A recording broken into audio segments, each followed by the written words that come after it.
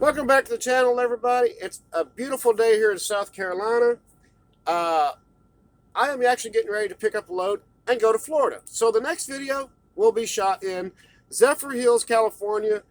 More than likely, I'm actually going to do it outside the truck, I think, tomorrow. Depending on how the weather goes. We might do it. We'll do another one, but it'll be out of the truck. If it's raining, we'll be out here in the truck. So today, this is car number 3. Now, I'm still in awestruck. Don't think I gave up on the camp car, because I haven't. Camp car is still my favorite right now, but I also still have my favorite passenger cars. And I am talking about the Williams Heavyweight. This one was lettered for the Richmond, Fredericksburg, and Potomac. I guess you could still call this one a classic, if you wanted to. Not because of the design of this, but because I don't see these much on eBay. When you do see them, they sell for a very high price. So I'm not sure if Williams is still producing trains or not, as far as O-scale, 3-rail. It's got a great level of detail. Not super, but a great level. Right here, it has a clear window, which is weird because the others are frosted, on each end for the bathroom. It's got a good level of detail on the bottom side. It's got its reserve tanks. It's got its air chambers, air tanks. Its generators are right here.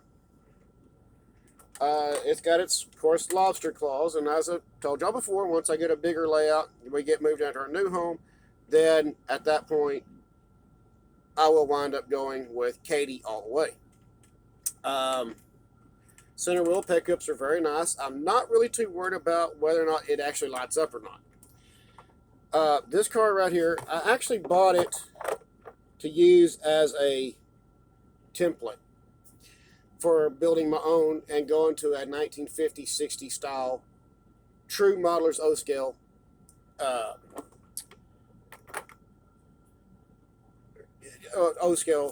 true modeler's O-scale car. I love my heavyweights, though. So this is actually pretty good. As we know, I love my smooth sides, too. I guess because it was kind of that transitional period for the railroads, There was slipstreaming. They were doing a lot of stuff. And you saw all these, the aluminum cars. You saw cars being converted, what have you. And to me, the smooth side was just ultimately, that was just slick as butter all the way down the side. And the heavyweights are what helped bring that way, helped go that way.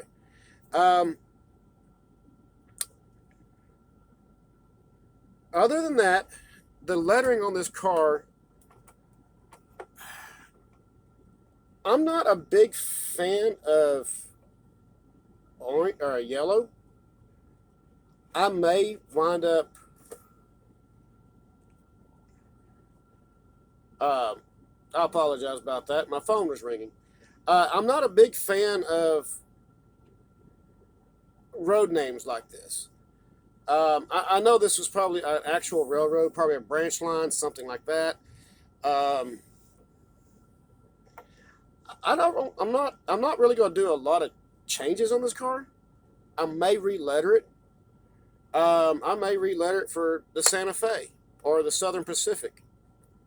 Or even one of my favorite off-the-wall railroads. Not many people do model the NDM or the F&M because they both had heavyweights with green. Oddly enough, mentioning those two railroads, not only did the NDM and F&M buy American passenger cars, they also bought Canadian-built passenger cars and Switzerland passenger cars, which is the reason I had such a hard time in HO modeling it. Yes, I have been involved with many, many different scales, mostly G scale throughout the most of my life. I'm not real keen on the frosted windows on this car. I think that's something I'd like to kind of change out.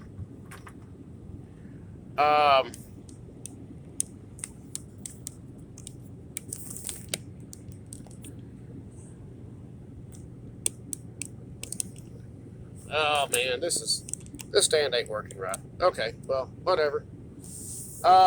Anyways, it's not something I'm real keen on as far as like frosted windows, like I was saying. Um, I may change that out because I did find out Hobby Lobby does sell some stuff that most people don't realize.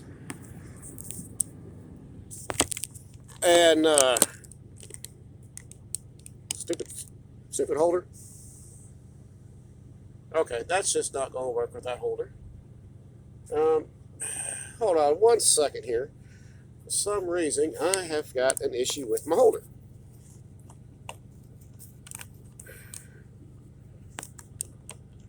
Well, that'll work. But, oh well, it's crooked.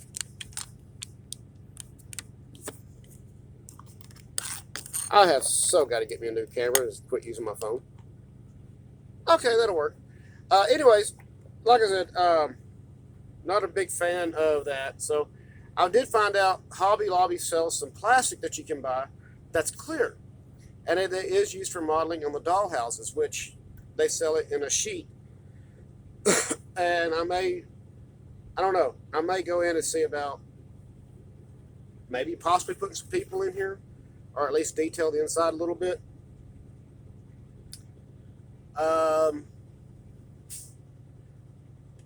I'd like to get the rubber diaphragms for it, because this one does not have any, but looks like, as I'm feeling across the edges here, it looks like there might be a lip in there, like maybe they used to make one that went in there or something. I don't know.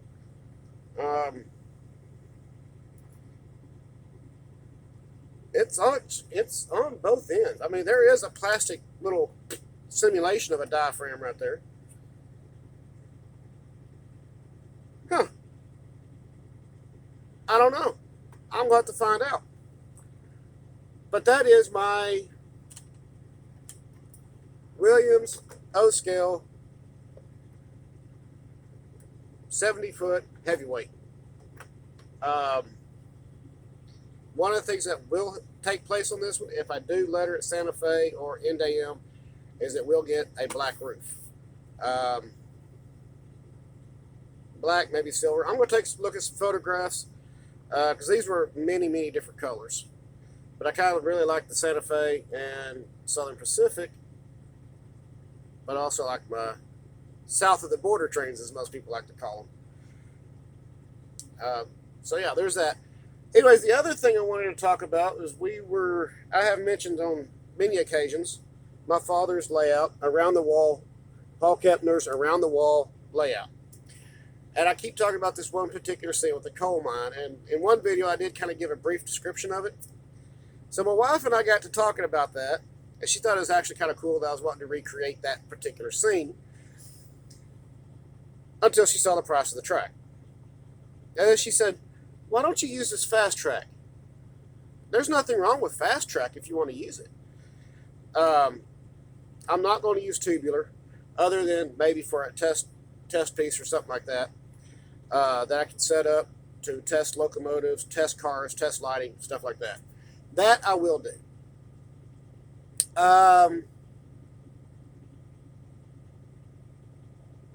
She didn't kind of realize just how expensive this hobby can get, but she understands it.